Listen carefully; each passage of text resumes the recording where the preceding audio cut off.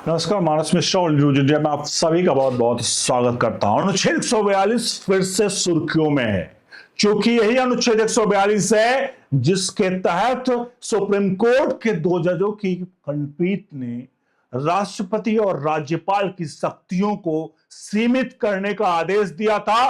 और जो भी विधेयक अगर जो है राज्यपाल और राष्ट्रपति के पास जाते हैं, उनको राज्यपाल को 1 महीने के भीतर और राष्ट्रपति को 3 महीने के भीतर फैसला लेना ही पड़ेगा उस विधेयक पर। अगर वो फैसला नहीं लेते हैं तो उस विधेयक को पास मान लिया जाएगा। यह फैसला 2 जजों की कमेटी ने 3 या 4 महीने पहले सुनाया था। इसी को लेकर के राष्ट्रपति ने सुप्रीम कोर्ट को, चीफ जस्टिस ऑफ इंडिया को पत्र लिखा था जिसमें 14 सवाल पूछे थे।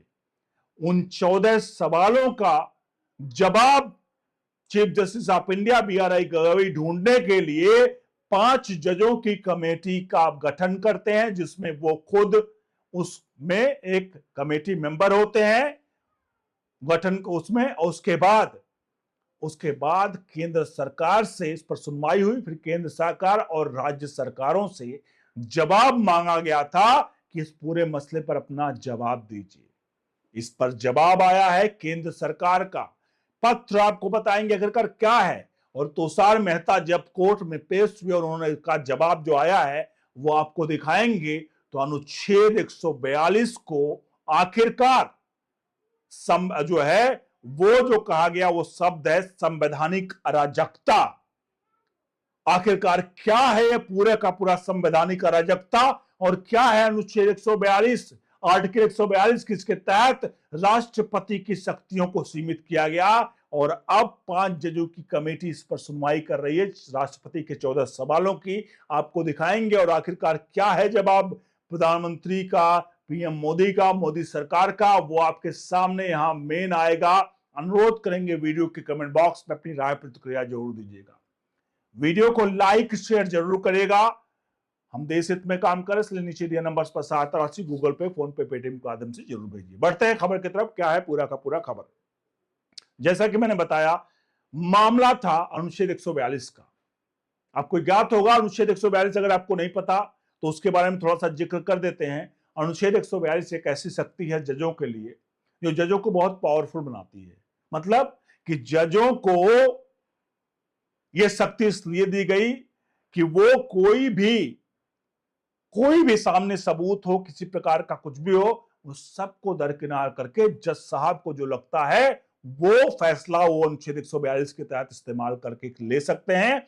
यानी कि एक तरफ सबूत भरे हो लेकिन सबूत को दरकिनार करके वो फैसला सुना देंगे और वो फैसला पूरे देश में मान्य होगा। और इसी 142 का इस्तेमाल करके राज्यपाल और राष्ट्रपति की शक्तियों को सीमित कर दिया गया और कहा गया 3 महीने के भीतर राष्ट्रपति को किसी विधेयक पर फैसला लेना होगा और राज्यपाल को 1 महीने के भीतर फैसला लेना होगा। और इसी को लेकर के राष्ट्रपति ने 14 सवाल पूछे जिसके लिए बेंच गठित किया गया था।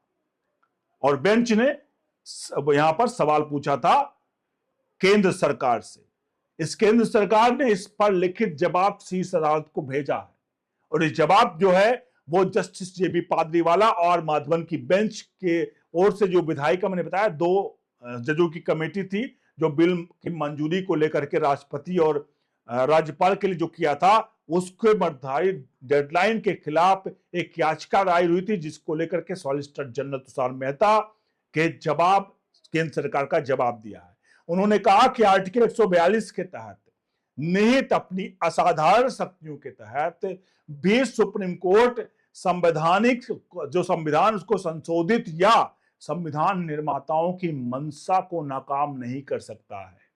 यानी कि भले आपको अनुच्छेद 142 के तहत स्वतंत्रता मिली हुई, जजों को पास स्पेशल पावर है कि आप कोई भी फैसला ले लें, लेकिन आप संविधान के संशोधन कहें कि आप संविधान संशोधित कर दोगे, आप कल को आप कहो कि आप तो राष्ट्रपति पद को राष्ट्रपति को ही हटा देंगे आप, क्योंकि आपके पास शक्ति है। कल को आप ये भी कह सकते हो कि अनुच्छेद 142 से कोई भी किसी चीज पे कर देंगे। एक चुनी हुई सरकार को आप तुरंत निलंबित कर सकते हो 142 के तहत।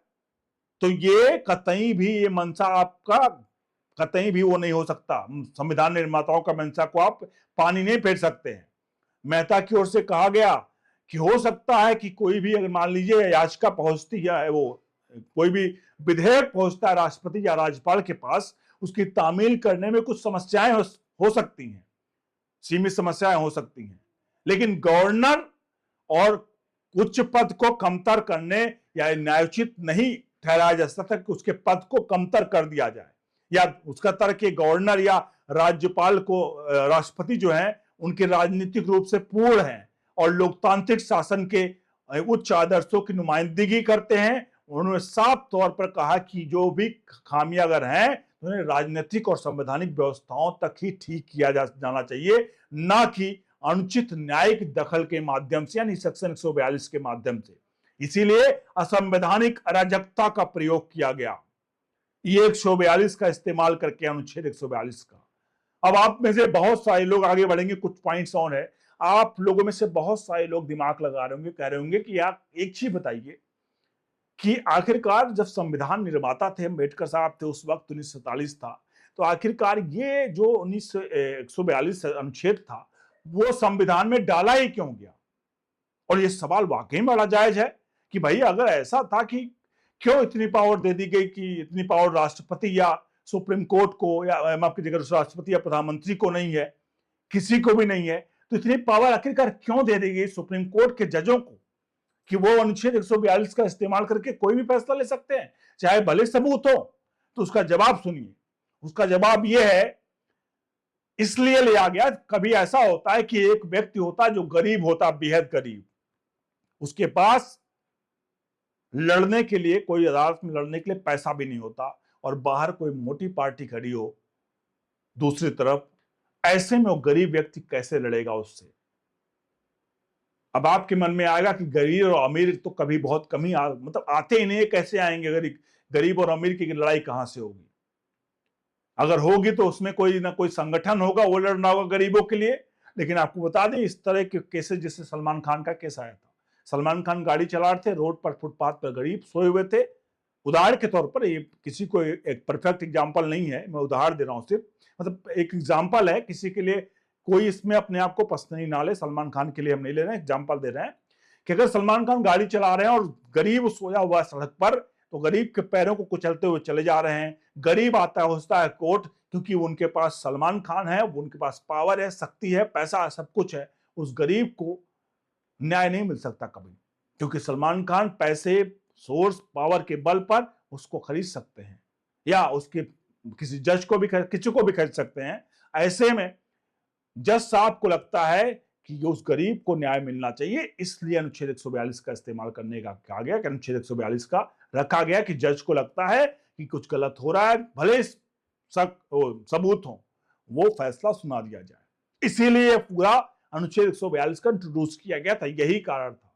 लेकिन हमारे यहां जज साहब लोग बड़े बड़े केसेस में, भोपाल गैस त्रासदी में कई याचिकाकर्ता थे, भोपाल गैस त्रासदी में जुर्माने की राशि को लेकर के अनुच्छेद 142 का इस्तेमाल करके कई कंपनियों को इस मामले से बरी कर दिया गया। अब सोचिए, जहां गरीब लोग, उस भोपाल गैस त्रासदी में गरीब लोग सांस दम तोड़कर मर गए, उनके परिवार वाले मुआवजा मांग रहे थे, तो अनुच्छेद 142 का इस्तेमाल करके कंपनियों को छोड़ दिया गया। क्या ये गरीबी, ये है संतुलन बनाने का काम? और यहां पर अनुच्छेद 142 का इस्तेमाल करके राष्ट्रपति की शक्तियों को छीड़ कर दिया गया, और कहा गया 3 महीने के अंदर भीतर अगर फैसला नहीं लेते हैं तो वो फैसला वैध, मतलब वो जो विधेयक है वो वैध माना जाएगा, भले वहां से साइन करके या कुछ ना आए, यहां पर राज्य सरकार उस पर काम शुरू कर देंगी। तो राष्ट्रपति का मतलब फिर क्या रह गया? और आपने ये फैसला सुना दिया। इसी को लेकर के केंद्र सरकार की तरफ से जवाब मांगा गया था, और केंद्र सरकार ने इसका लिखित जवाब दे दिया है। साफ तौर पे कहा है, संवैधानिक अराजकता कतई नहीं चलेगी, जिसमें उन्होंने साफ कहा कि अनुचित दखल देना ये संविधान को ही कतई, संविधान की मंशा को ये तार तार करेगा, इसलिए ये नहीं हो सकता। अब आप खुद बताइए कि मोदी सरकार द्वारा ये जो जवाब दिया गया है, हालांकि इसकी सुनवाई आगे होनी है 2 या 3 दिनों में सुप्रीम कोर्ट में, इस जवाब को लेकर के सुप्रीम कोर्ट क्या फैसला लेगा, सुप्रीम कोर्ट का फैसला अंतिम होगा। लेकिन फिलहाल अभी ये जवाब केंद्र सरकार की तरफ से आ चुका है। आप सभी की क्या राय है मोदी सरकार का जवाब जो आया है इस पूरे मामले पर, अनुच्छेद 142 पर? क्या अनुच्छेद 142 न्यायोचित है? क्या किसी जज का इस तरह से फैसला लेना न्यायोचित है? क्या राष्ट्रपति की शक्तियों को सीमित करना न्यायोचित है? क्या कल को इसी तरह की शक्तियों को लेकर के कल को राष्ट्रपति के पद को, राष्ट्रपति को भी शायद निलंबित करना, सरकारों को निलंबित करने का अगर सुप्रीम कोर्ट क्या किसके जज काम करने लगे, तो क्या अनुच्छेद 142 का सही उपयोग हो सकता है? बड़ा सवाल। इस सवाल का जवाब दीजिए, कमेंट बॉक्स में अपनी राय प्रतिक्रिया जरूर दीजिए।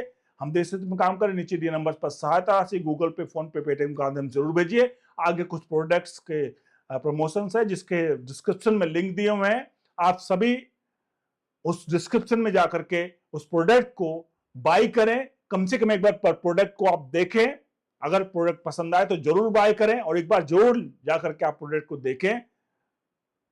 बने रहे ओनली न्यूज इंडिया के साथ। बहुत बहुत धन्यवाद। घुंघराले, बेकाबू बालों से परेशान है? पेश है लोरियल पेरिस लिस अनलिमिटेड शैम्पू, प्रोकैरेटिन से भरपूर। प्रोकैरेटिन और तेलों का मिश्रण आपके बालों को 72 घंटे तक चिकना और फ्रिज-फ्री रखता है। हर दिन सैलून जैसे चिकने बाल। लोरियल लिस अनलिमिटेड, क्योंकि आप इसके लायक हैं। इसका अनोखा फॉर्मूला बालों को गहराई से पोषण देता है, उलझन को कम करता है। लोरियल पेरिस, क्योंकि आप खास हैं। नीचे प्रोडक्ट लिंक से खरीदें और हमें आर्थिक सशक्त बनाएं।